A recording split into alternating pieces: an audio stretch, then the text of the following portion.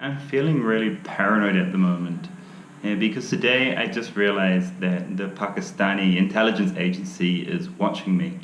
I kind of knew it from the first second I stepped into Pakistan. It all started happening when I crossed the border.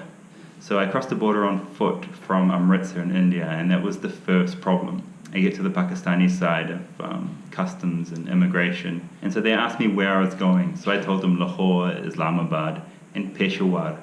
And as soon as I said Peshawar, the guy's face lights up, and it was like a warning sign had gone off in his head.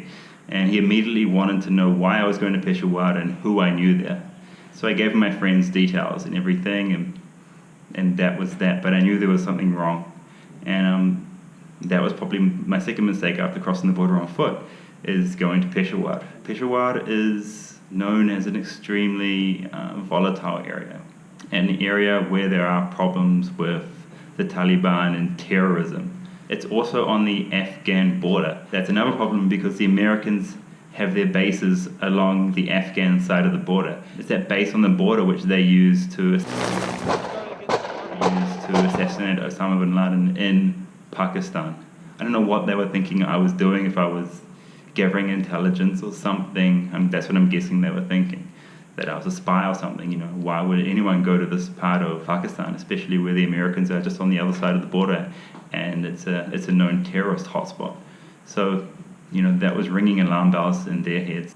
The reason I was going there was because I have a friend there. I was going to Lahore and Islamabad, which are the more liberal cities, or they're known as the more liberal cities in Pakistan. And so I wanted to go to Peshawar, where it's known to be far less liberal and more orthodox. I wanted to see those two sides of Pakistan. So as soon as I passed through immigration on the Pakistan side of the border and I went to my hotel in Lahore, my friend told me that someone had called his phone and was asking questions about me and what I was doing in Pakistan. So they were asking questions like, why is he going to Peshawar? Who are you? How do you know him? They're really interested in me going to Peshawar. That didn't freak me out. I was like, yeah, they're just checking to make sure I'm going to be safe in Peshawar when I go there, because there have been terrorist attacks there and foreigners have gone missing near there.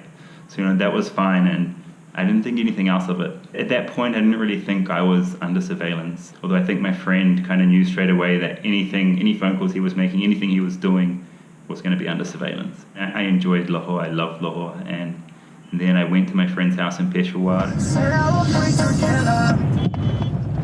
We made it to Peshawar. And we didn't even go out and see the city, actually. Maybe he was a bit paranoid about taking me around after he'd had a call from, the Secret Service. So we didn't do anything there. I had a nice meal at his house and stayed the night. And then we left straight to Islamabad and to a beautiful hill station called Murray. After Murray, when we went back to Islamabad, is where it got weird and where I started to get paranoid, because we were just standing on the street waiting for a friend, and he got another call from an unknown number and a government agency who wouldn't say who they were. When they're not telling you what agency it is, there's only one agency they're from, and that's the intelligence agency. And they wanted to know more about me. They wanted to know, what did you guys do in Peshawar? Are you still with him now? Where did he stay in Peshawar? Did he leave? Did he go anywhere else? Did you show him around Peshawar? These kind of questions. That interest and that callback and that follow-up was really strange. And the fact that they wanted to meet him for an interview when he got back to Peshawar about me, that started to make me paranoid. Like, why are they so interested in what I'm doing there?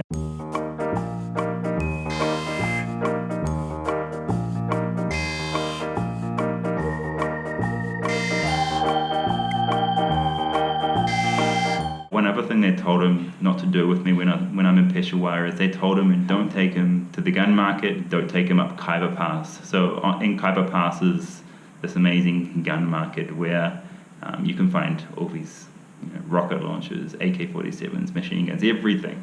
You can't travel there, you can't go there. And I'm pretty sure that stuff's for my safety, but it makes you a bit paranoid. I wasn't going to go there anyway because I already knew that you shouldn't go up Khyber Pass around the Afghan border. It's just not safe for foreigners.